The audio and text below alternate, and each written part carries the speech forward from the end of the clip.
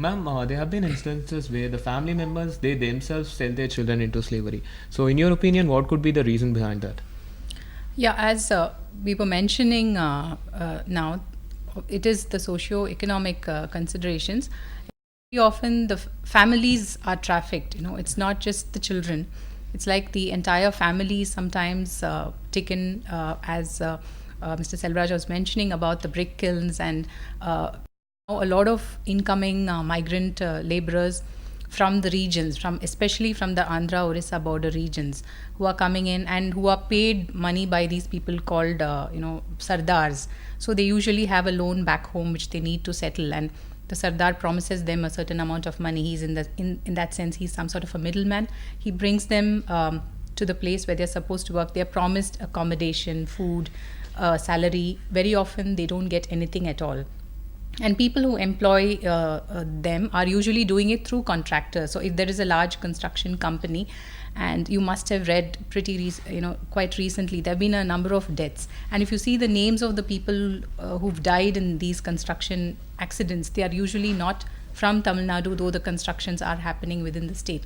So very often they neither get money nor do they get proper accommodation, and the family along with the children are very often victims of the human trafficking that's happening. So children with families is one sort of phenomenon. Children on their own for other purposes, which includes sex, both boys and girls. It's not just the girls who are vulnerable. Are the other possibilities, and of course there are other things like for maybe for adoption rackets, which are in other countries, or for some sort of like if you see children begging on the roads, that's why they say they might have been trafficked, so don't encourage, report them. So these kind of things they're also used for, in which case only the children would have been either kidnapped or trafficked or bought and sold.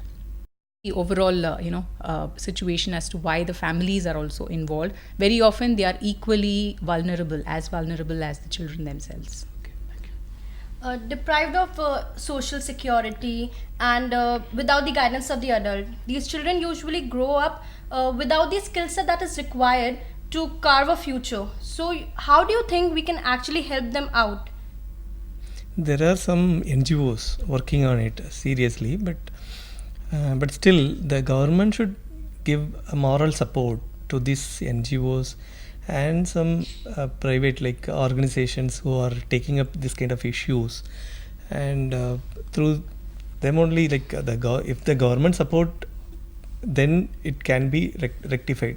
The children who are in the trafficking are being rescued, and finally what is happening, everyone is as a reporter, we are reporting the children once they are rescued, and after that no one bothers about the children and their career, and the children are more vulnerable than the earlier because of they are being sent to this juvenile home if the children are like juveniles, and in the juvenile home also the condition of the juveniles are, no one can be questioned it, or the rehabilitation is very poor in the state, not only in our state, in overall in many states. So the central government and the state government should take up this issue, and they should frame a policy to rehabilitate these children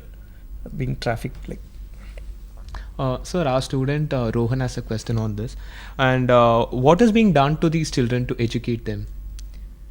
No, that is what I said. And there is no rehabilitation now in the state, except in some NGOs are doing well, but still. Is there a possibility in future, sir? Possibilities are there. That is what I'm saying. There are many people now.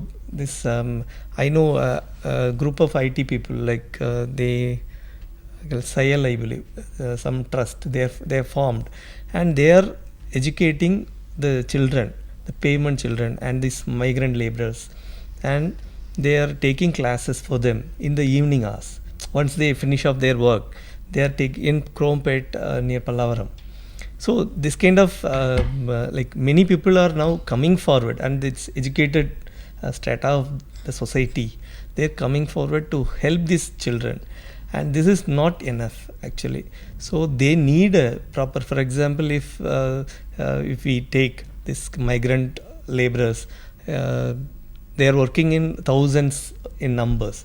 So government should take some or install some home for these children, and they should give a proper shelter for them and schooling for them in the same premises, so that they will get proper education. And this can be done not only by the individuals but with the cooperation by the government only.